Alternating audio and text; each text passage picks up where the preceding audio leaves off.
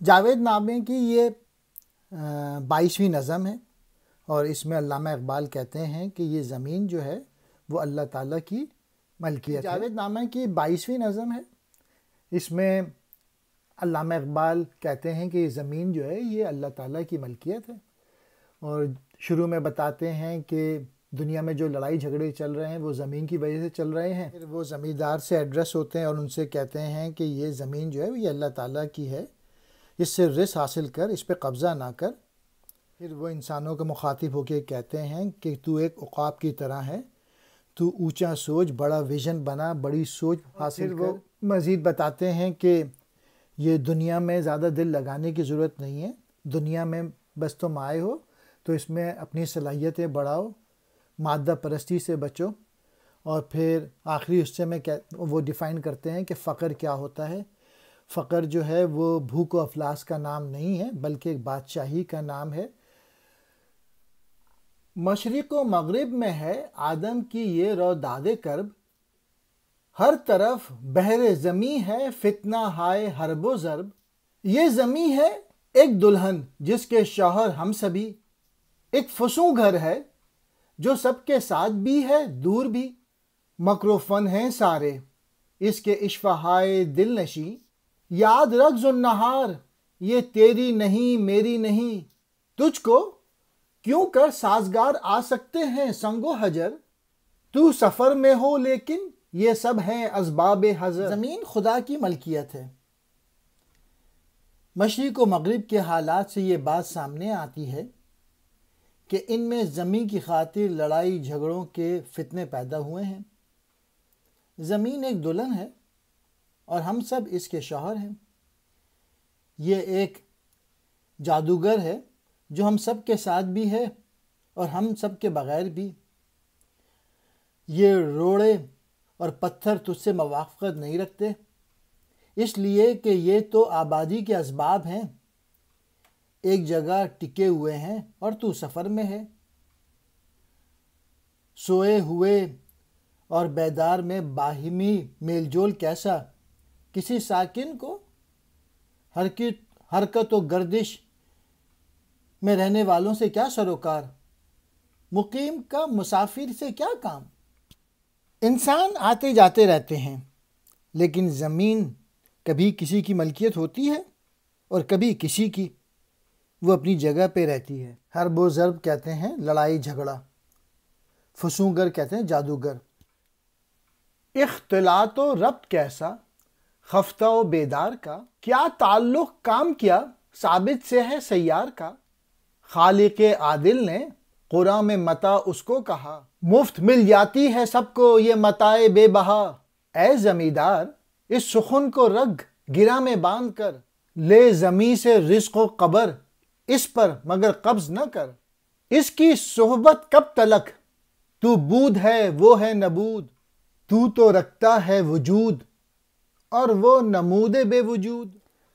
بھلا سوئے ہوئے اور بیدار میں باہمی میل جول کیسا، بھلا کسی ساکن کو حرکت و گردش میں رہنے والوں سے کیا سروکار۔ دوسرے لفظوں میں زمین کا غلام بن کر رہنا کوئی زندگی نہیں، اس سے بچو۔ اللہ تعالیٰ نے زمین کو ہماری متاع کے سوا کچھ نہیں کہا۔ یہ بے بہا قیمتی انمول زمین مفت ہے، مفت۔ ایسا اس پر بنا پہ کہا ہے کہ علامہ نے کہ مولا کریم نے یہ زمین ہماری خاطر پیدا کی ہے۔ اب جاگیردار کو سے کہتے ہیں، اے جاگیردار زمیندار تو مجھ سے گہری بات سن، تو اس زمین سے رزق اور قبر حاصل کر، اس پر قبضہ نہ کر، اس لیے کہ یہ سب کچھ یہیں رہ جائے گا اور تو اگلے جہاں کو سدھار چکا ہوگا۔ تو جاگیردار زمیندار کب تلک اس کی صحبت اختیار کر رکھے گا، اس لیے کہ تو بود یعنی وجود ہے اور وہ نبود یعنی مردہ ہے۔ یعنی اگر یہ زمین کاش نہ کی جائے تو یہ بیکار یا مردہ ہے، یا یہ کہ تیرے یعنی انسان کے وجود ہی سے اس کا وجود ہے، تو اس سے افضل ہے۔ طائف افلاک ہو کر دیکھ مانند عقاب، کھول اپنے بال و پر کو خاک سے کر اجتناب۔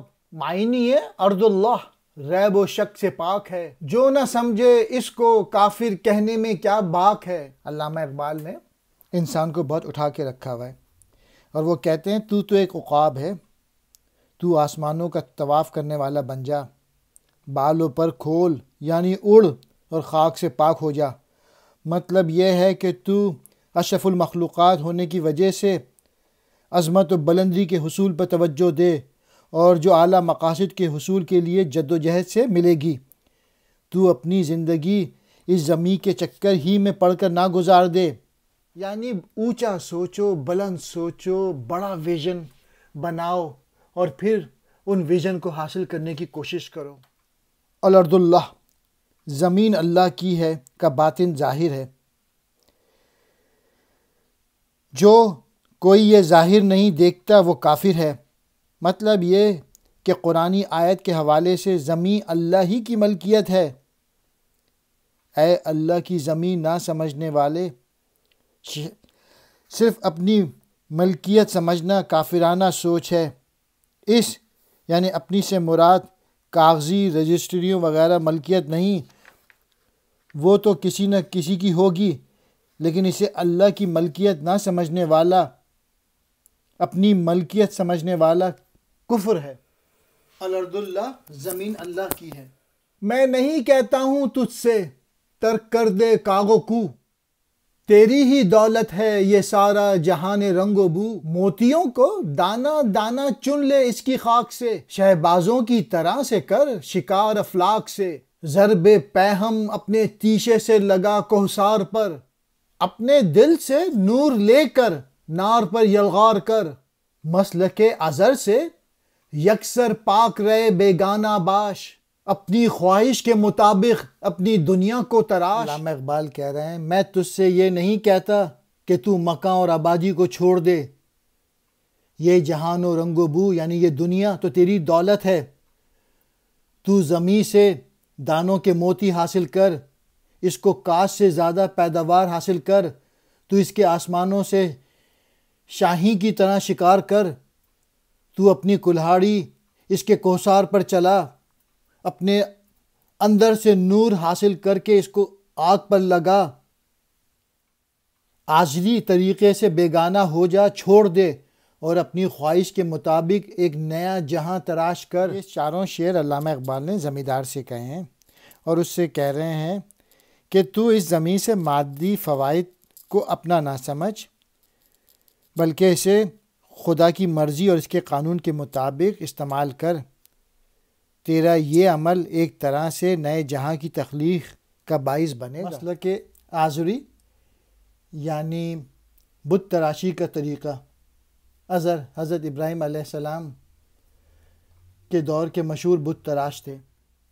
رنگ و بو و کاغ و کو، گو ہیں بہت دلکش تمام، دل نہ دے لیکن کسی کو یہ خدا کا ہے مقام۔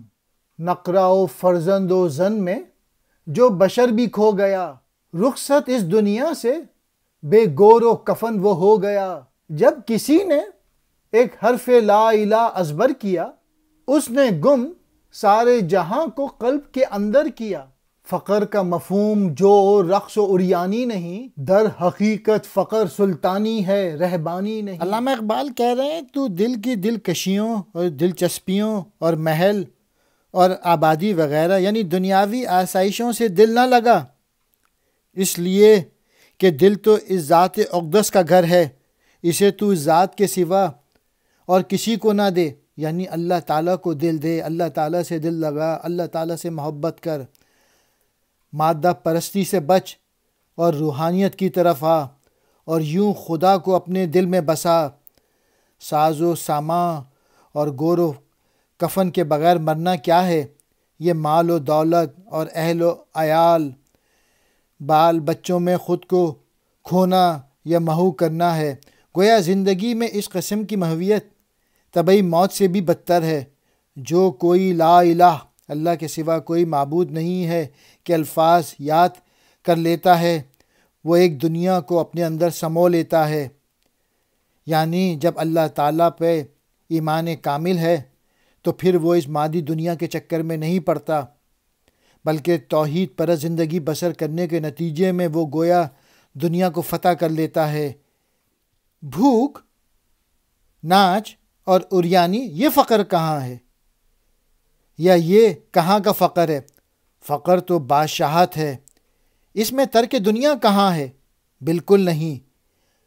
آج کل کے نام لیوا درویشوں کی طرف اشارہ کیا ہے، جنہوں نے درویشی کا اس قسم کا انداز اپنا رکھا ہے، اور یہ سراسر غلط ہے۔ حقیقی فقر یا درویشی تو سلطان اور اسلامی انداز کی سلطانی کرنے والا درویش ہے۔